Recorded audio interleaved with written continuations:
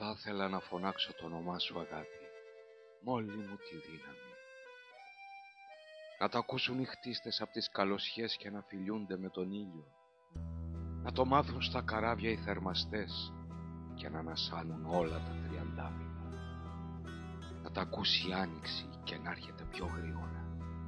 Να το μάθουν τα παιδιά για να μην φοβούνται το σκοτάδι. Να το λένε τα καλάμια στις ακροποταμιές, τα τριζόνια πάνω στους φράχτες. Να το ακούσουν οι πρωτεύουσες του κόσμου και να το ξαναπούνε μ' όλες τις καμπάνες τους. Να το κουβεντιάζουνε τα βράδια οι πλήστρες, χαϊδεύοντας τα πλεισμένα χέρια τους.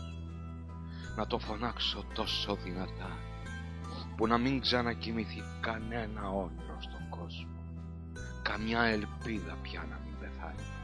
Να τα ακούσει ο χρόνος και να μην σ' αγγίξει, αγάπη μου, ποτέ.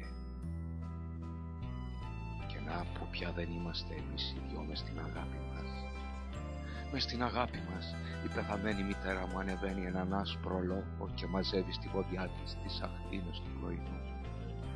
Μες στην αγάπη μας διαβαίνουν με καντάδες όλα τα σκοτωμένα παιδιά της γειτονιάς μας.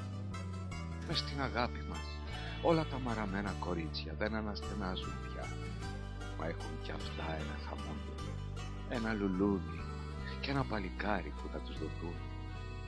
Και εκείνο το άλλαλο παιδί της γειτόνισσας μες στην αγάπη μας μπορεί και τραγουδάει. Μες στην αγάπη μας μια λάμπα φέγγει στους ταπεινούς. Μες στην αγάπη μας αχνίζει ένα ψωμί για όλους τους πεινασμένους.